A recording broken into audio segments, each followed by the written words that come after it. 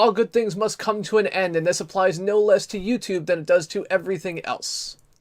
I'm the Chris who plays games. This is your CPG rant of the evening. When I interact with many content creators on the internet, they will point to channels that have stopped uploading as evidence that YouTube is destroying channels. They will point to channels that have just disappeared and say, well, look, they did it because of X, Y, or Z, whether it's demonetization or policy changes, whether it's content ID or copyright, whether it is whatever there is out there, the claim is always that it's YouTube's fault. But the reality is that that's not actually the case. In many cases, there are creators who are out there and making successful content and perfectly financially viable, or at least as financially viable as they have ever been, but do not continue to make content, and the reasons are varied. This last weekend, Every Frame a Painting, a popular series analyzing various trends in film, decided to call it quits.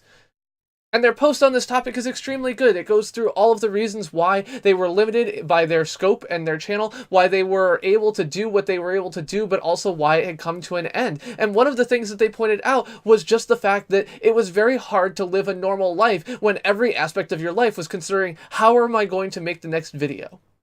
That when you gain internet fame, whether it be, tens of subscribers or millions of subscribers, you feel an obligation to that audience and to those fans to continue to deliver on the things that they expect from you, and it is not always going to be possible to do that forever.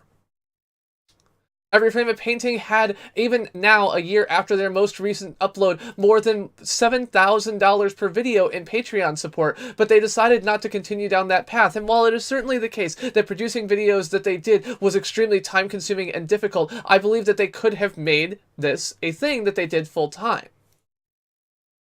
Maybe not living in San Francisco, but at least living in Vancouver.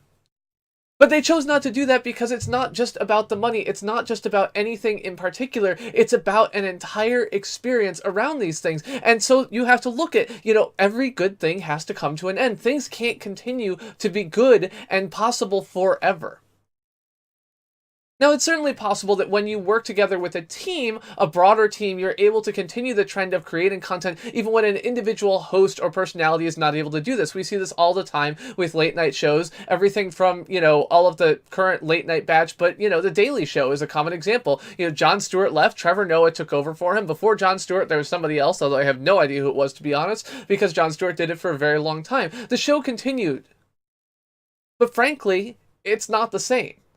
I honestly think they even use a different YouTube channel now. The Daily Show channel is now The Daily Show with Trevor Noah, and Jon Stewart's own clips are only available on the Comedy Central channel. This is something that happens because all good things must come to an end. Now, when things do come to an end, the question is, how do you end it? Do you tell people? Do you not tell people? And one of the most common things that people will say is when leaving a party, you may want to consider the Irish goodbye. And there's probably some garbage connotation with that, but it is a title that apparently people use for this, and it basically just means saying goodbye, but by not saying goodbye.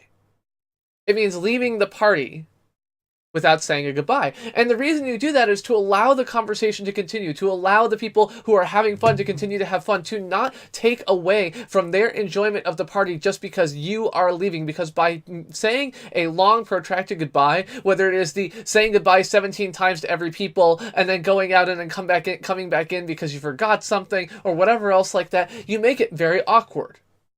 Another thing, of course, can be the goodbye where two of you happen to be leaving at the same time, and so you have to, keep awkwardly talking to each other as you make your way out, or a number of other things. But the Irish goodbye, or ghosting, or just leaving the party without saying goodbye is absolutely an approach that you can take, and it allows the conversation from all the rest of the people who are there to continue.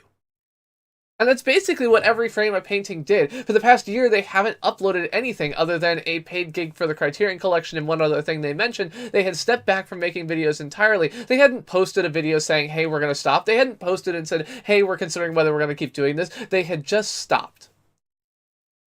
Now, part of that is that it's very difficult to produce a video that is in the style of their channel that communicates what they wanted to communicate, because their channel is about these in-depth aspects of film, whether it's why Vancouver never plays itself, or how text messaging or the internet are portrayed on film, or how to do various shots. I think it is absolutely the case that they were not able to produce a a goodbye message, which was in the tone and tenor of their channel, which has been very specific and strict throughout the entire duration of the channel. It's one of the things that they mentioned made continuing to make content more difficult, is that they had to think about how to frame it in the same way as the content they had already created.